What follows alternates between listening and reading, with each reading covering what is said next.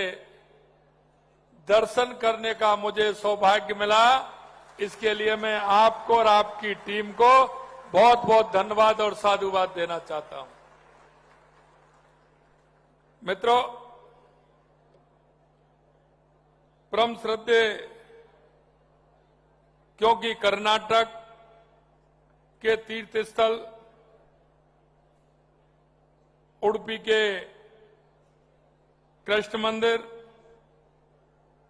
गोकर्ण के शिव मंदिर, श्रृंगेरी के शारदा पीठ, श्रवण बेलसोल के महाबली, मैं उनके चरणों में भी प्रणाम करता हूं, क्योंकि ये भूमि बहुत ही पवित्र भूमि है। यह तीर्थों की भूमि है, यह ज्ञान की भूमि है, यह संगीत की भूमि है। इसलिए एक साथ आप सभी के दर्शन हुए, निश्चित रूप से मैं अपने आप को धन्य मानता हूं। इस सुवर्ण संब्रह्मा और 11वें राज्य स्तरीय ब्राह्मण सम्मेलन में शामिल होकर मुझे अपार खुशी हुई है। आज आपके सबके बीच में आना मेरा सौभाग्य है। मैं इस सम्मेलन का हिस्सा बन रहे सभी विप्र बंधुओं को इस समारोह के लिए बधाई भी देता हूं। मैं कर्नाटक ब्राह्मण महासभा को धन्यवाद देना चाहूंगा, जिसने मुझे इस सम्मेलन में शामिल होने का अवसर दिया है।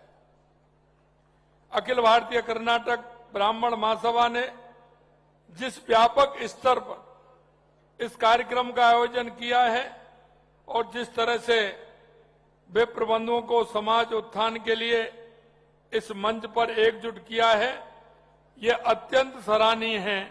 मैं महासभा को इसके लिए और उनके प्रयासों के लिए बहुत बहुत साधुवाद देता हूं। मास्टर हिरण्या जी ने इस महासभा के रूप में आज से लगभग 50 साल पहले जो पौधा रोपा था, वह आज वट वृक्ष बनकर समाज को ठंडी छांव प्रदान कर रहा है। महासभा विप्र समाज को संगठित, आत्मनिर्भर, संस्कार बनाकर एक नई दिशा दे रही है। ये संगठन विप्र बंधुओं को सामाजिक एकता, सामूहिक चेतना के संचार के मंच के रूप में काम कर रहा है। ये कर्नाटक के विप्र समाज में बाल का शिक्षा, गरीब एवं वंचित लोगों को आत्मनिर्भर बनाने का सराहनीय काम कर रहा है। जन सेवा के इन सब कार्यों से अपने ध्येय सर्वे जना सुखना भवंतु की चरितार्थ कर रहा है। साथियों, इस समय दुनिया तेजी से बदल रही है। ऐसे में समाज की नई पीढ़ी में भी बदलाव आ रहा है। इन सब के बीच महासभा समाज के संस्कारों, परंपराओं को बनाए रखने का महान कार्य कर रही है। ये वेदों और शास्त्रों का पारायण, नित्य कर्मों का पालन, सामाजिक आयोजनों के माध्यम से सांस्कृतिक धरोहरों के संरक्षण एवं संवर्धन के लिए भी कार्य कर रही है। ये समाज को अपनी जड़ों से जोड़े रखना, हमारे प्राचीन ज्ञान को जीवित रखने का एक महत्वपूर्ण प्रयास है। महासभा द्वारा सम्मेलनों का आयोजित आर्थिक संस्थाओं, कल्याण मंडप और सामाजिक कार्यक्रमों का आयोजन समाज के उत्थान के लिए महासभा की प्रतिबद्धता को दर्शाता है। मैं इस आयोजन के माध्यम से सभी ब्राह्मण भाइयों और बहनों से अपील करता हूं कि महासभा के इन महान कार्यों में वे अपनी सहभागिता, अपनी भागीदारी सुनिश्चित करें और उसको निभाएं, ऐसा मेरा आपसे कहना है। समाज के सशक्तिकरण में अपना हर संभव योगदान दें। आज इस सांस्कृतिक वैभव की धरा पर सुवर्ण संब्रह्मा और 11वें राज्य स्तरीय ब्राह्मण सम्मेलन का आयोजन होना बड़े हर्ष का विषय है, सुखद संयोग है। यह मेरा भी संयोग है कि मैं राजस्थान की जिस धरती से आया हूं, उसे अपनी सांस्कृतिक विरासत के लिए देश और दुनिया में जाना जाता है।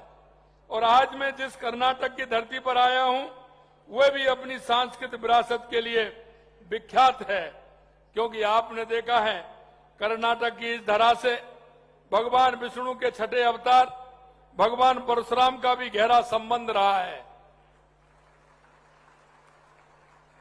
शास्त्रों में कहा गया है कि भगवान परशुराम ने कर्नाटक के कोंकण तट का निर्माण किया था, इसलिए इसे परशुराम सृष्टि कहा जाता है। यह सृष्टि हरे भरे पश्चिम घाटों, खूबसूरती, समुद्र तटों और मन को मोह लेने वाले दृश्य और सांस्कृतिक ऐतिहासिक स्थलों से समृद्ध है। और यहां के बारे में एक बात और कही जाती है, क्योंकि जब महाभारत का युद्ध हो रहा था तो महाभारत के युद्ध में सभी राजा महाराजा, रथी महारथी अपना हिस्सा लेने के लिए जा रहे थे और दो वो पक्षों में बंट रहे थे। एक पक्ष पांडवों का था तो दूसरा कौरवों का था। जब उस पक्ष में जा रहे थे तो हमारे कर्नाटक के उडुपी के राजा भी वहां गए और उन्होंने जाकर के वहां देखा कि दोनों भाइयों का जिस तरह से यह स्थिति बन रही है, मुझे किस पक्ष में खड़ा होना चाहिए।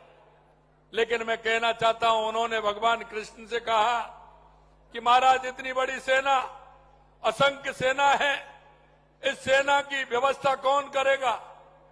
उन्होंने कहा कि इस व्यवस्था को करने के लिए कौन इसमें ठीक रहेगा। तो भगवान कृष्ण ने कहा उडुपी के राजा कि आपसे बढ़िया व्यवस्था इनकी कोई नहीं कर सकता। और उन्होंने वहां दोनों सेनाओं की व्यवस्था का काम उडुपी के राजा ने वहां उस महाभारत के युद्ध में किया था। मैं कह सकता हूं, ऐसे दानवीर, ऐसे समाज सेवी राजा हमारे कर्नाटक में हुए हैं और उन्होंने वहां जाकर के उस महाभारत के युद्ध की सारी व्यवस्थाएं उन्होंने देखी। जब भगवान कृष्ण ने लास्ट में उन्होंने पूछा कि व्यवस्थाएं इस तरह की होती थी, ना किसी दिन खाना कम पड़ता था और ना किसी दिन खाना ज्यादा बनता था, आप बताइए आप ये कैसे करते थे। उन्होंने कहा कि महाराज, भगवान कृष्ण ने कहा ये आपकी मर्जी है, मैं आपके द्वारा ही करता था।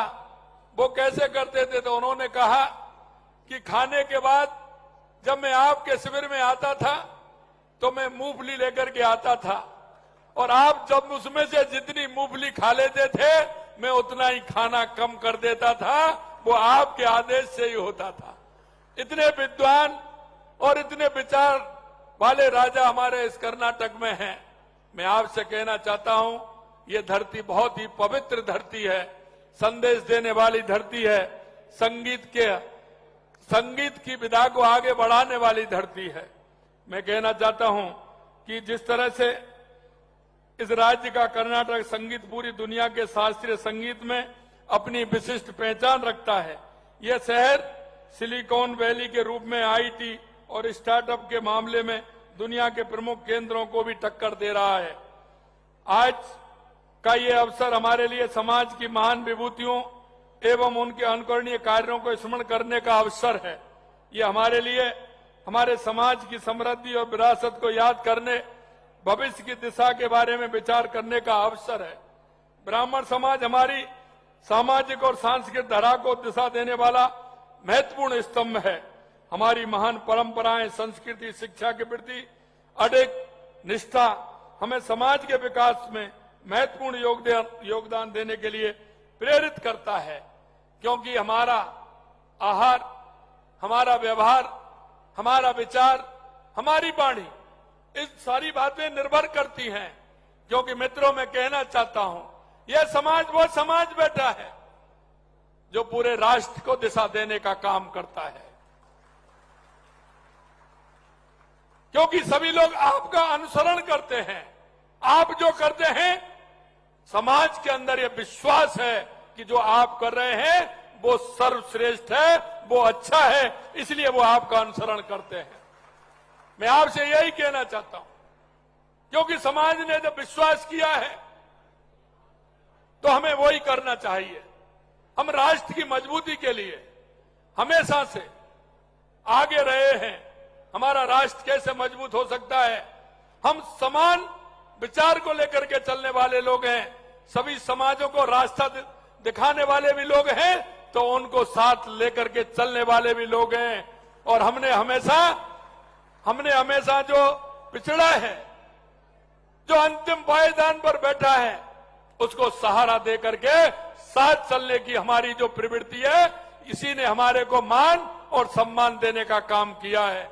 हमेशा आपको सम्मान मिलता है, वो इसलिए मिलता है कि समाज के हर वर्ग को लेकर के आप साथ चलते हैं। और यही मैं कहना चाहता हूं कि हमारे आहार में, हमारे व्यवहार में, हमारे विचार में और हमारी बाड़ी में शुद्धता होगी तो निश्चित रूप से सभी हमारे साथ चलने को तैयार होंगे।